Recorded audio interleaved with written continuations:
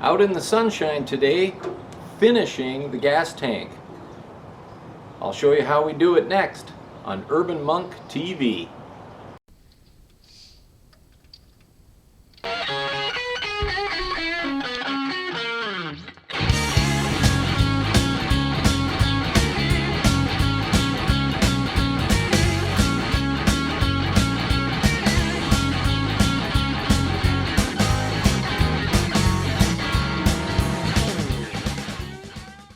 So we've clear coated, we've painted, we put on stripes. Now we just need to really smooth out this finish. We're going to sand it, wet sand it.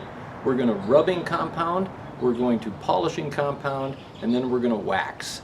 And we're going to do it all inexpensively and on the cheap and get a professional looking finish, or very close to. Let's put it that way. But we're saving big dollars. So after priming and painting with color and now clear coating, I just want to see how these look underneath. There's so many layers on here that it's going to be a bit of a chore to remove it. There we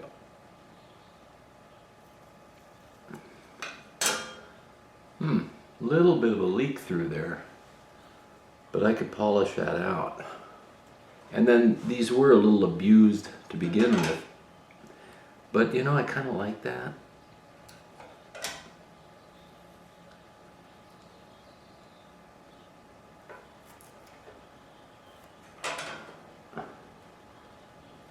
You know, metal, or the appearance of metal, with patina to it, with some scratches or a little bit of abrasion, it ain't such a bad thing.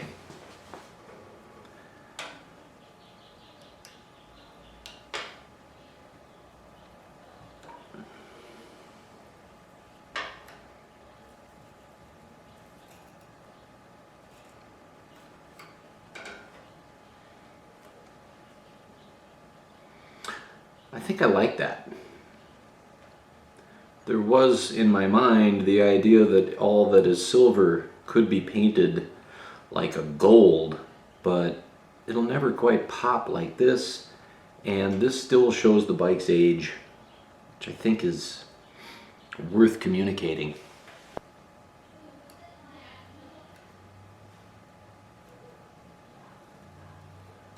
This S was particularly scratched up, I remember.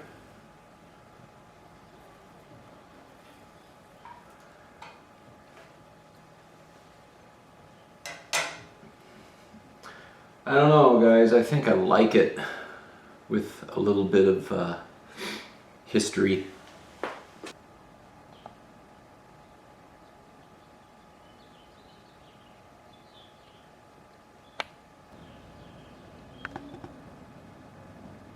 May have to color those screws, the screw heads. And just real quickly on the bottom triple tree and steering stem, taped off the steering stem. I also taped off the inside of each of the yokes where the fork tubes slide in.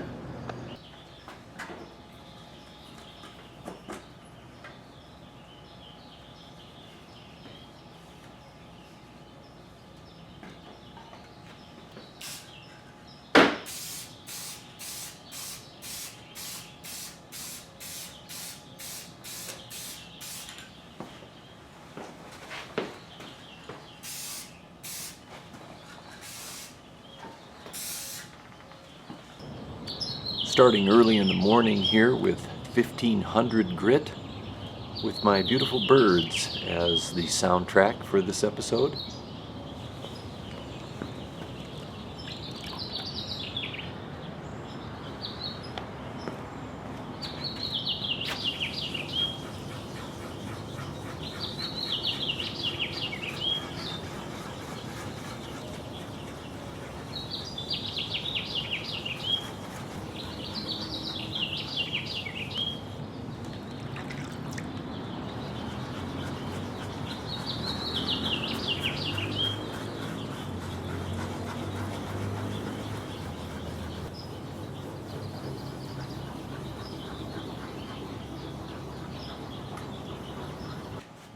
number 2.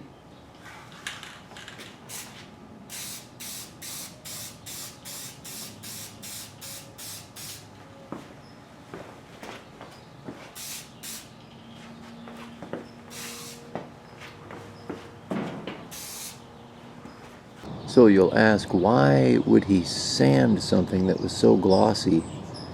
Actually, the clear coat comes out kind of bumpy, almost like the primer did.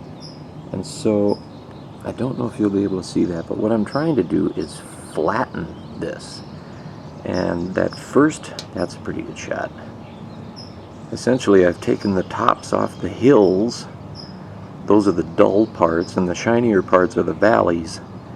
And I just need to keep working on this until I've got it all one dull color. Then we can start getting polished up to a bright, glossy finish. Now switching to 2000.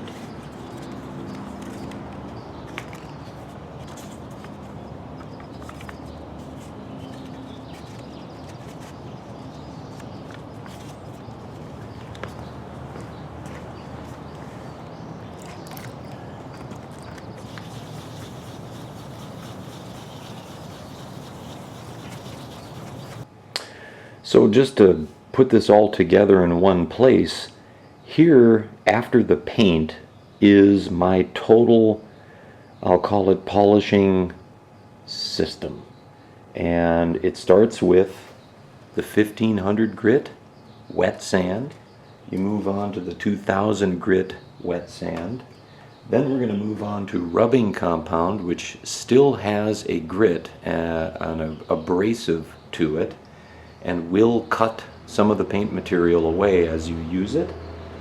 And then polishing compound, which is essentially the exact same thing with less grit and less bite or abrasion to it. And finally, we're going to be smooth, smooth, smooth after this step, and then it's just about making it shine and giving it a protective layer. I'm not endorsing turtle wax here. I use them because they work and they're inexpensive.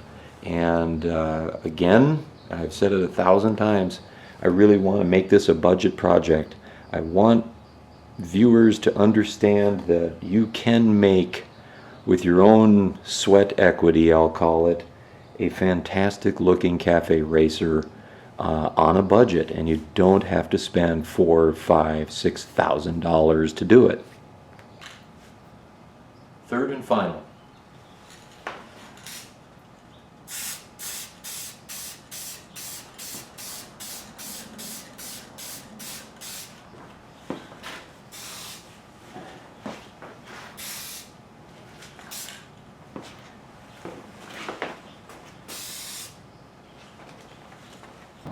So you need 2 towels for this, one damp, one clean,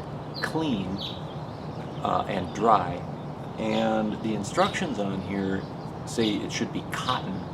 I don't know if that's just because they didn't have a broader mindset when they were making the label, or if they really mean cotton is the only choice. Because I'm thinking you could use microfiber and that would be just fine. But you know, if any of you guys are pro painters out there or bodywork guys, leave a comment below and let me know whether or not you think microfiber would also be an acceptable thing to use. I think it would be. I've got cotton, so that's what I'm using. So damp and clean.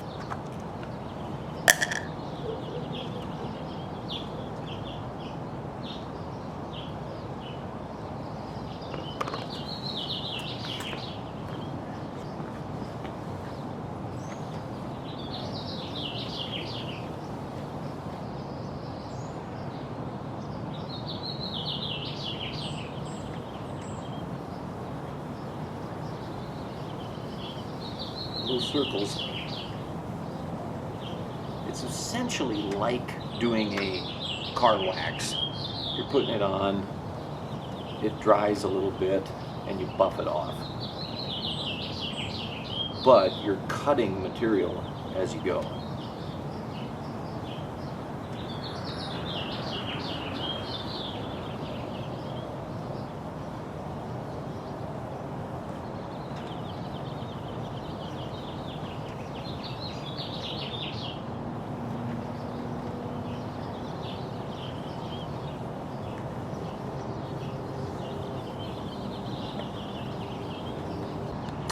So you get this kind of dull, rusty maroon color on there, and you buff it off with your dry towel.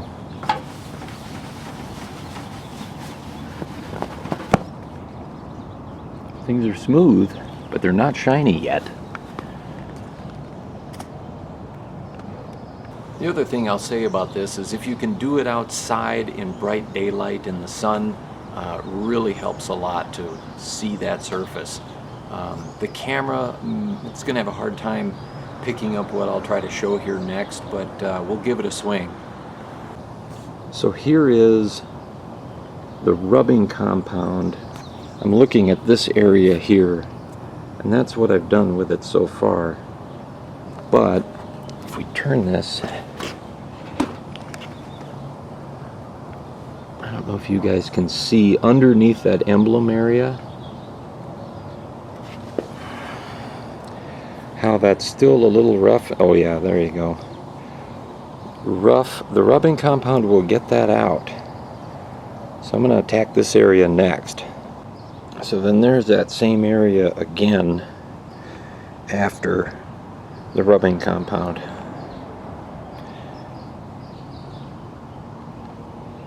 So there you have post-rubbing compound.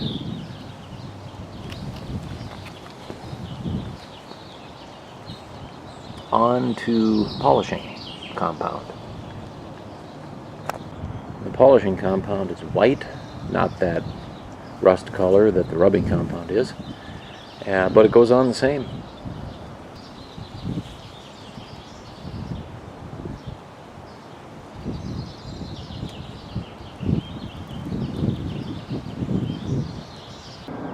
Okay, so after polishing compound, this is the kind of finish that we have. You know, not quite a mirror, but pretty darn sharp.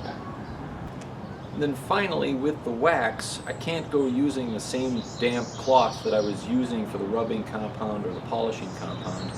And my buffing cloth, the dry one, that can't be the same one either, because these now are filled with abrasive. So we got to get new cloths for wax step. And I won't go great depth here on wax. A lot of you guys have waxed a car before. Essentially, shake this really good, damp cotton, I think microfiber would work fine too, cloth, and then a dry for buffing it off once it's dry.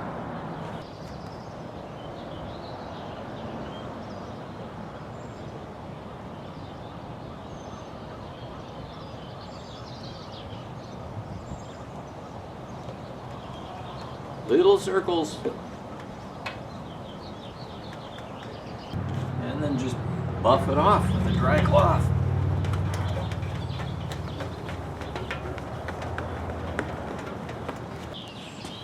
So that's it. That wraps up the fuel tank. I don't know if you're seeing the camera's reflection there very well. Pretty shiny. Is this thing perfect? No. Stop going for perfect. Leave evidence that a human being was there. So that's it, you guys. The last step is just to put on that logo that I painted, and we've got a finished gas tank.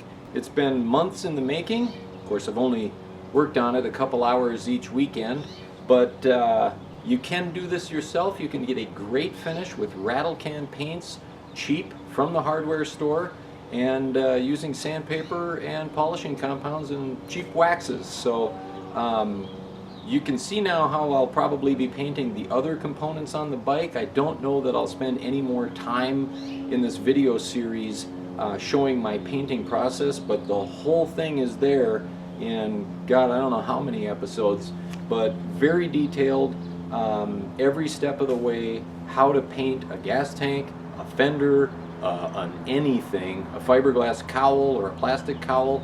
This technique would work on all of those. So thanks for watching. If you like what I'm doing here, give me a thumbs up and subscribe, and we'll be back. I'm going to continue work on that frame next. Take care.